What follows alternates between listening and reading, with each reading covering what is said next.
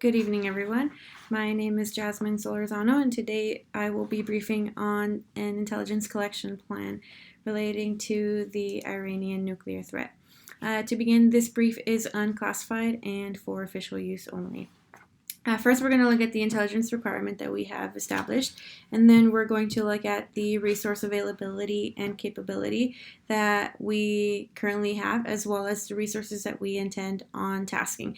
And we're going to do this from the 5 different intelligence disciplines.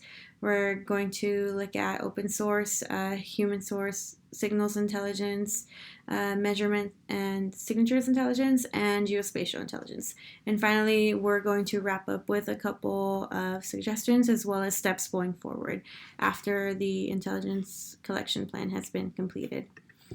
So to begin, we've decided that the growing nuclear threat presented by Iran requires a robust intelligence collection plan. And in order to achieve that, we have created the following requirement. We think that it's best that we collect all current and future intelligence related to Iran's nuclear weaponry and ballistic missiles programs. And we think that doing so will provide us with the appropriate information necessary in order to combat this threat. So first we're going to look at open source intelligence.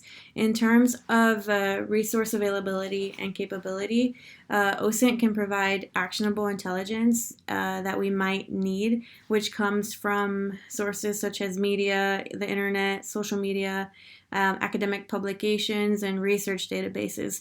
And what this does is that it provides a real-time snapshot into what is occurring in the world, meaning what the Iranian government might be doing, particularly with their nuclear development program, in real time. And this can be obtained by monitoring internet trends, dark web communications, or any social media chatter. So in order to task OSINT, there's not currently one specific intelligence agency that oversees OSINT. So we're requesting that the overall intelligence community as a whole conduct open source analysis in order to gather any information that might provide insight into what the Iranian nuclear program might be doing. And this extends to leaked scientific documents, to the sale of nuclear material on the dark web, to conversations on Twitter between Iranian officials. So we want to focus on that, and we also want to focus on social media profiles of any high-ranking officials that might be involved in the Iranian program. And what we want to do is we want to conduct contact training on those profiles in order to establish a network of associates and try and build it out and see who exactly is involved in this program, which we might not be aware of. Moving on to HUMINT. Right now, the CIA is the agency that oversees HUMINT capabilities, and so what we know from them is that we are able to collect information that might be clandestine, such as documents, photographs, important materials, or any other information through overt and covert means, through interactions with diplomats, with government officials, or with any official contacts. And we do so using human agents that conduct observations, elicitations, and interrogations of these subjects. So in order to task this, we're asking that the CIA deploy a HUMINT liaison officer to the embassy in Tehran in order to collect and facilitate information exchanges, which might provide insight into Iran's nuclear program.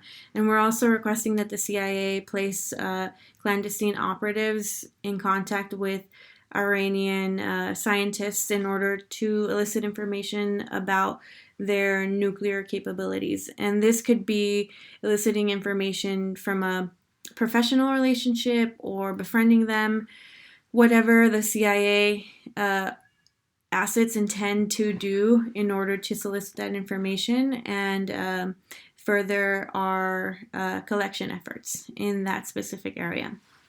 Moving on to signals intelligence. So our resource capability for SIGINT is extremely vast because SIGINT allows for us to look at signals, communications, at radars, electronic systems, information systems, anything within that specific wheelhouse. And on top of that, it also allows for us to examine electronic intelligence, COMET, PHISENT, all of these different fields which provide a very, very vast network of information and data which we can acquire just using SIGINT alone.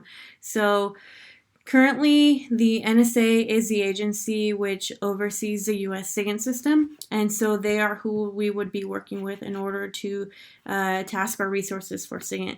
So what we are requesting is that the NSA task signals analysts to intercept and to exploit all of the communications stemming from the leader of the program, Brigadier General Mahabadi. So we want to collect all of his foreign communication and data, including his emails, social media, contacts, phone information, contacts, as well as metadata.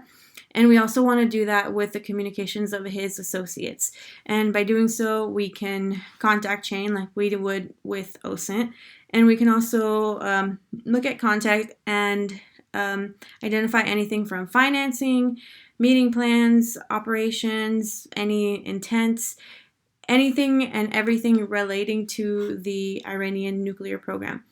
We want to also we want to ask that the NSA task SIGINT analysts to conduct computer network exploitation, exploit the technologies and the computers and the communications of all of the Iranian delegates that intend on attending the conference in China in a couple months, so that we can look at their communications and identify if there's actually any involvement or any relationship with China and with Russia and what those intentions might be.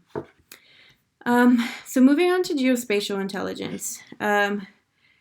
For this specific issue, geospatial is going to allow us with the capabilities to gather visuals and to look at terrain and look at large areas of space in order to visually depict features on the Earth that might be natural or might be constructed. So currently the Geospatial Intelligence Agency National Geospatial Intelligence Agency oversees the GEOINT system, but the NSA and the National Reconnaissance Office also support these capabilities. So for tasking, we're requesting that the NSA exploit the communications of the Iranian scientists, but then we're also asking for them to conduct geolocating on their positions within the country so that we can have a better idea of where they're located and where covert facilities might be present. We're also asking that the National Reconnaissance Office utilize overhead assets, so like the satellites in the sky, to survey military bases, facilities, and any identified hotspots in Iran.